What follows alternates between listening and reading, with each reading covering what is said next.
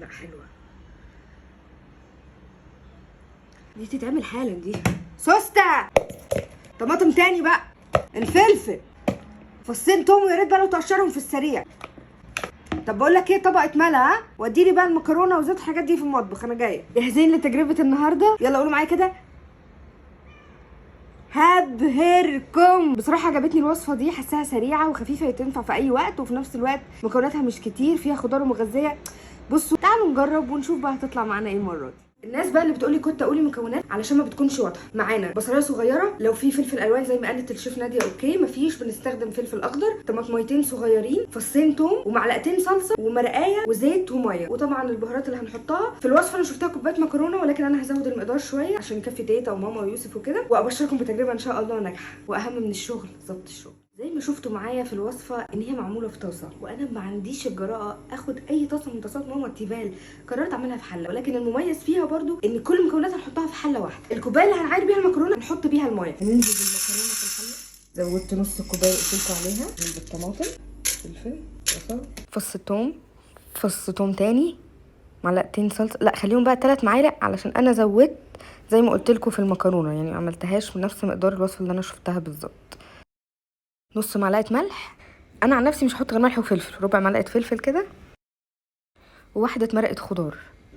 نحط بقى زيت، معلقه 4 معالق زيت. انا واخده بالي ان دول زياده عن 4 معالق لان بيكب بره، بس انا عشان مزوده مكرونه. ننزل بقى بالميه، كوبايه ونص ميه، نفس مقدار المكرونه،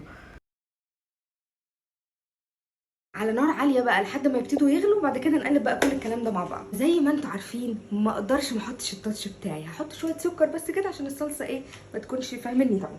بدات تغلي اهي، وقلبت كل حاجه مع بعض، تغلي بس دقيقتين. بعد كده بقى نوطي ونغطي لمده 10 دقايق على نار هاديه. سبت لكم المكرونه 10 دقايق على النار، وقلت اجرب معاكم حاجه لحد ما تستوي. سوسته شيبسي كنتاكي اللي كل مصر بتدور عليه، وانا عارفه ان انا جايه متاخر على فكره، بس انتوا عارفين يعني، انتوا معايا في اي حاجه. ها الطعم الاوريجينال.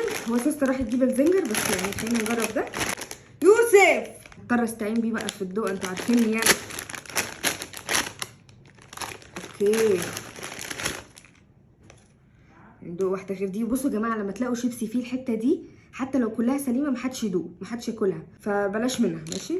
ربنا هيحافظ عليكم كلكم يعني. دي حلوه قمر.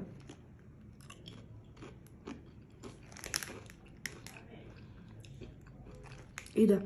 ايه ده؟ لا يا جماعه بجد ايه ده؟ فين الكنتاكي ده؟ يا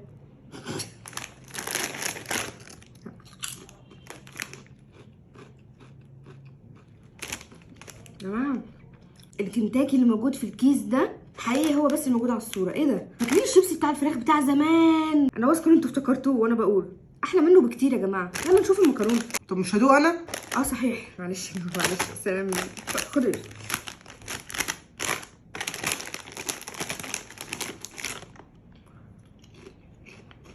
يلا بينا. لا استنى سوسته، استنى ما تحدفش حاجه، ما تجيبش الزنجر.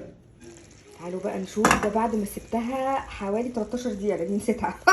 بصوا يا جماعه شكلها فعلا وهمي. بيتهيالي ان الوصفه القمر دي والمكرونه الجامده دي محتاجه طبق شياكه كده.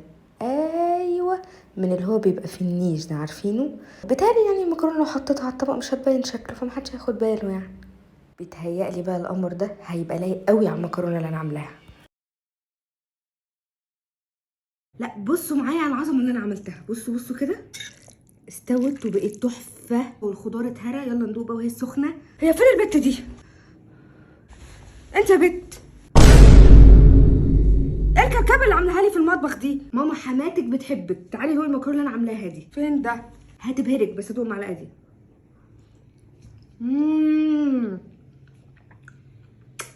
جماعه تحفه، بس ما تسيبوهاش اكتر من 10 دقايق على النار. لما سبتها 3 دقايق زياده سواها زادت شويه. لا ماما لازم تدوقي، هتعجبك قوي. ده اللي فالحه فيه، هبهركم واهم من الشغل معرفش ايه، وسايبه المطبخ يضرب يقلب. وريني.